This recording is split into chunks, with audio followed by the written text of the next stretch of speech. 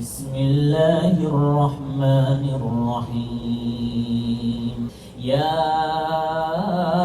أيها الذين آمنوا اذكروا الله ذكرا كثيرا وسبحوه بكرة وأصيلا আল্লাহ রাব্বুল আলামিন কোরআনে কারীমের মধ্যে অত্যন্ত চমৎকার বলেন ইয়া আইয়ুহাল্লাযীনা আমানু যকুরুল্লাহ, হে ঈমানদারগণ তোমরা আল্লাহর অনেক বেশি জিকির করো, আল্লাহকে স্মরণ করো। যিকরান কাসীরা, অনেক বেশি করে জিকির করো। ওয়াসাব্বিহুহু বুকরাতাও ওয়া আসীলা, এবং সকাল সন্ধ্যায় সর্বদা সব সময় আল্লাহ রাব্বুল আলামিনের প্রশংসা, তাসবিহ, তাহলিল এগুলা করতে থাকো। এবং আল্লাহ রাব্বুল আলামিন আমাদেরকে এই পৃথিবীতে কতগুলো নিয়ামত দিয়েছেন।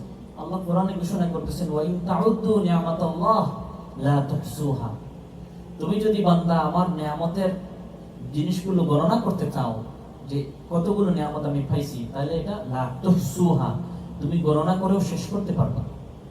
ওয়া ইন তাউদ্দু নিয়ামাতাল্লাহ লা তুহসুহা, তুমি বান্দা যদি চাও যে আমার নিয়ামতগুলো গণনা করতে চাও যে কতগুলো নিয়ামত আমি পেয়েছি আল্লাহর থেকে, এটা গণনা করেও তুমি লা তুহসুহা শেষ করতে পারবে না। আর এই নিয়ামতের মধ্যে অন্যতম একটা নিয়ামত হচ্ছে আমাদের জবান, আমাদের যে কথা বলার ধরন, কথা বলার যে ক্যাপাসিটি, এটা আল্লাহ রাব্বুল আলামিনের অন্যতম একটা বড় নিয়ামত। আমাদের মুখটা এমন একটা জায়গায় আল্লাহ সেট করেছেন, যে জায়গাগুলো দেখেন আমাদের বডির সবচেয়ে আকর্ষণীয় যে জায়গাটা, সেটা হচ্ছে কি ফেস, সেটা হচ্ছে আমাদের চেহারা।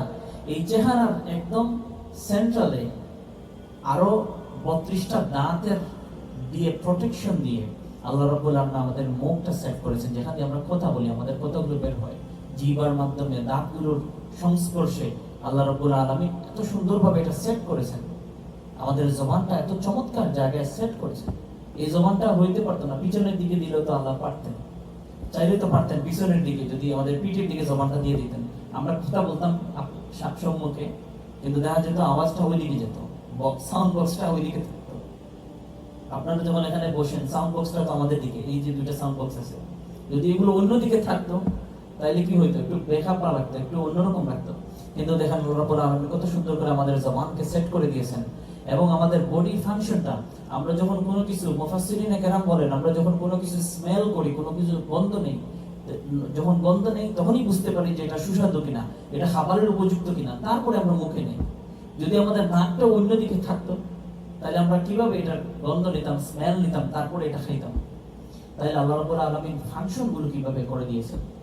এই জন্য আল্লাহ বলতেছেন ওয়া ইন তাউদ্দু নি'মাতাল্লাহ লা তুহসুহা, ওরে বান্দা তুমি যদি আমি আল্লাহর নিয়ামতগুলোকে স্মরণ করতে থাকো, আমি আল্লাহর নিয়ামতগুলোকে গণনা করতে চাও, হিসাব করতে চাও, লা তুহসুহা, তাহলে তুমি গণনা করেও শেষ করতে পারবে না। সুবহানাল্লাহ।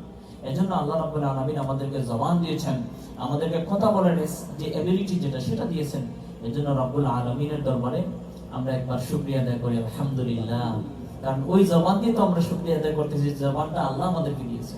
অনেক মানুষ তাদের কথাগুলো প্রকাশ করতে পারে না, অনেক মানুষ প্যারালাইজ হয়ে যায়, স্ট্রোক করে ফেলে, কথা বলতে পারে না। কিন্তু আল্লাহ রাব্বুল আলামিন আমাদেরকে সুন্দরভাবে কথা বলার তৌফিক